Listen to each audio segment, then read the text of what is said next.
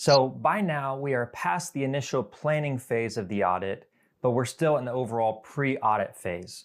So we haven't moved into actually testing the accounts yet. Now we're going to start talking about the risk assessment of the company. So why is risk assessment so important? We perform risk assessment to figure out what are the more risky areas of the company. That way, when we actually perform the audit procedures, we know which areas to focus on. Because we don't have unlimited resources, so we can't test everything, we need to figure out where our focus is going to be. I like to think of the metaphor of a doctor, a surgeon that is going to operate on somebody, and imagine that they don't even have any kind of consultation with them before the surgery. So they assume that they're just going to operate on everything, they're going to replace their legs, their arms. They don't know what to focus on because they haven't actually done this assessment. So in the same way, for an audit, we're thinking about how can we assess the company's risk to know which areas to operate on, which areas to actually audit and to focus on. So a very important area of risk assessment is called the audit risk formula. Audit risk is the risk that no one detects misstatements in the financial statements, so they end up actually being on the financial statements. So the company doesn't detect them, the auditors don't detect them, so we actually have a misstatement on the final financial statements. Because after all, as the auditors, we provide reasonable assurance, not absolute assurance.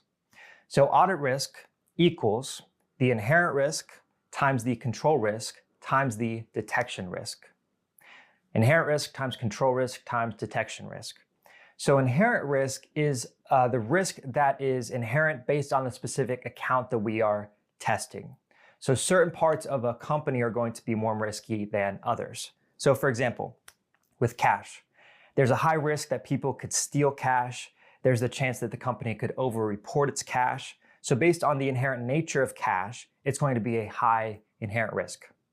Think about prepaid expenses. There's not much that can go wrong with prepaid expenses. There's really no reason to fraudulently report them, so they're going to have a low inherent risk. So inherent risk is based on the nature of the account that we are testing. Then we have control risk. Control risk is the chance that the company's internal controls do not detect a misstatement. So imagine this example here. Imagine that we are a restaurant and we provide different items on our menu. We provide some items that are more complicated, like a medium well steak, and we provide other items that are very straightforward, like French fries. So French fries would be a low inherent risk of messing them up, and the medium well steak would be a high inherent risk. So then the control risk is the chance that we as the restaurant don't detect whenever we mess up an order. So imagine that we have a control for the head chef to then check the orders before we send them out to the customers. So the better they check the orders, the more likely they are to detect an error. So in the same way, control risk is when a company, their accounting system, is going to detect the different misstatements that occur within their accounts. So control risk is the company detecting the errors. So then what happens if they don't detect the errors? That's when we get to detection risk, which is the risk that the auditors do not detect the errors. So imagine that the auditors do all this test work, but they just don't find a certain error. So that's the chance that auditors don't detect the error. So in the example of the restaurant, certain menu items have different inherent risks, and then the restaurant has different controls, like the head chef checking the orders. So then imagine that once the head chef checks the orders, we then send it out to deliver to somebody. So then we might have our delivery driver, the external party, like the external auditor, actually checking the order a second time. So if the restaurant missed something, if the company missed something, then the external party might detect it as well. That way, it doesn't actually get to the final customer and have any errors.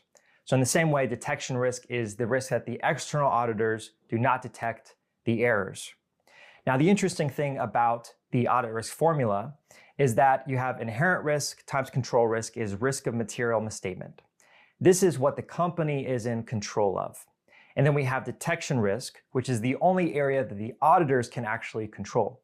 So we can't control the inherent risk or control risk, but we can control the detection risk. So as risk of material misstatement increases, we need detection risk to decrease. So they're going to operate in an inverse way. That's the important element. So for example, if our risk of material misstatement is increasing, we need to decrease detection risk by either increasing the nature of our testing or the extent of our testing, or the timing of our testing. And I know that this is a very conceptual idea to try to imagine. So in my comprehensive audit review course, I provide a full animation to explain audit risk, to explain the example of the restaurant, to try to help you to understand it just a little bit better. So when it comes to assessing the risk of material misstatement, we need to assess it at two different levels. One is going to be a high-level assessment, and the other is going to be a more detailed level assessment. So first, we need to assess the risk of material misstatement at the financial statement level. So in other words, we need to assess the different parts of the company that don't just affect one part of the company's financial statements, but rather affect the entire company as a whole. So imagine that the company changes CFOs this year. So this change is going to affect the entire financial statements as a whole. So it's going to affect the risk of material misstatement at the financial statement level. The more detailed risk assessment is going to be called the relevant assertion level. This is going to involve transactions, account balances, and disclosures. Transactions are like income statement items, balances are balance sheet items, and disclosures are footnote disclosures. So we need to go in depth on what are cash risk of material misstatement, what are the risks of material misstatement for accounts receivable, for inventory, for revenue, for expenses. So as you can see, we need to do this high-level risk of material misstatement and this more detailed risk of material misstatement. We're going to have two major categories of the types of tests that we perform in an audit. They're going to be tests of controls that look at the operating effectiveness of a company's controls, and they're going to be substantive procedures. So substantive procedures are any tests that are not tests of controls.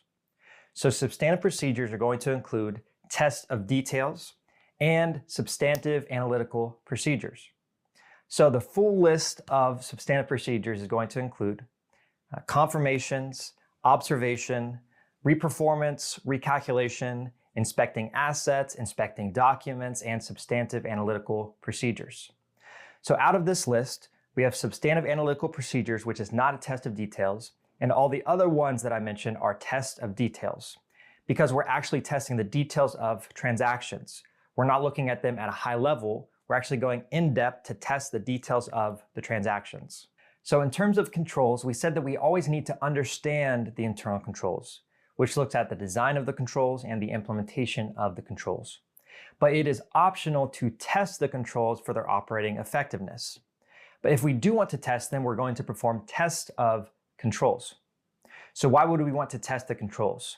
Well, going back to the audit risk formula, the control risk, if we can test the controls, then we can reduce the control risk below the maximum level. So that would bring the risk of material misstatement lower, meaning that we could bring detection risk higher. So we wouldn't have to perform as much substantive procedures if we can bring our risk of material misstatement lower. Because if we don't test the controls, we have to assess control risk at its maximum level. So we can test the controls to try to bring control risk below the maximum level. So that's the purpose of testing them, to see if we can actually rely on the controls. So now we're going to talk about management assertions. This is a very conceptual idea that's kind of difficult for students to wrap their minds around. So we said that management is responsible for the preparation and fair presentation of the financial statements. So when management hands the financial statements to the auditors, they're making certain claims about the financial statements. So assertions are claims of what is true. So these assertions are going to help us to kind of break out the different claims that the company makes so that way we can test them. You could think of it kind of like a rubric whenever your professor is grading an essay. So instead of just saying this is a good essay or a bad essay, they're going to break it out into the spelling, into the use and the structure of the English language. So you can think of the assertions kind of like a rubric for us to audit the company. So we have different assertions. We're going to have the existence and occurrence assertion. This is more important for asset accounts. This is testing that the assets actually exist and that the income statement items actually occurred. So are these items legitimate? Then we're going to have the completeness assertion, which is asking, did the company leave anything out of the financials? So imagine that the management hands us the financials and they have left out a note payable. So then the financial statements are not complete. Then we have the classification assertion. This asks, are the items recorded in the correct account? So if management records something to fixed assets when it should have been repairs and maintenance expense, that would be the classification assertion.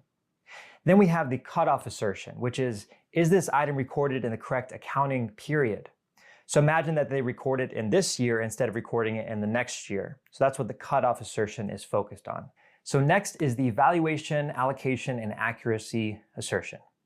This asks, is the item recorded for the correct amount? So imagine you have accounts receivable. It's recorded in the correct account.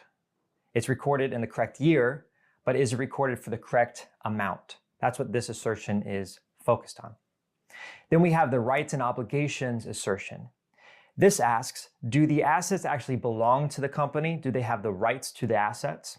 And obligations is asking, does the company have the obligation to pay for these liabilities? So we're looking at the company's name to be included for the assets and liabilities. And lastly, we have understandability and presentation. This is for the footnote disclosures of the financial statements. So are the footnotes clear enough? Is the company giving enough context in the footnotes? So these are all the different assertions. Now, in my comprehensive audit review course, I go more in depth on the assertions and I give a full example of a research essay to better explain the assertions. But that's about it about the assertions. Now let's talk about the concept of materiality. So we've been talking about the users of the financial statements, the investors in the company, the creditors of the company. So then let's talk about how materiality affects the users of the financial statements. The idea here is that not every error is going to be that important for the financial statements. So I think there's this common thing whenever you first start auditing a company, like you're an intern at an auditing firm, you identify maybe a $3 variance, an error that the company had, and you suddenly think that the financial statements are completely wrong, that the owners are going to go to jail, and that it's a big deal. But in reality, this is a very immaterial variance. So materiality is going to tell us what is an important variance and what is an unimportant variance. After all, we can't test 100% of the company's transactions. So instead, we need to set a certain materiality level because we're probably going to miss certain errors, we're going to identify certain errors, but just because there are errors does not mean that we need to actually modify our audit opinion. So then the definition of materiality is a misstatement that would affect the decision-making of the users of the financial statements. So the auditors are going to set materiality in the very beginning planning phase. And then as they do more testing and understand the company better, they might raise materiality or lower the materiality. But how do they find the materiality? The two most common benchmarks for finding materiality is taking a percentage of the company's total assets or a percentage of their revenue. So we could say that 2% of the company's total revenue is going to be our materiality level. So any misstatements that are below this materiality level are not going to affect our audit opinion. Or we could take the total assets, or we could even take a combination of both of them.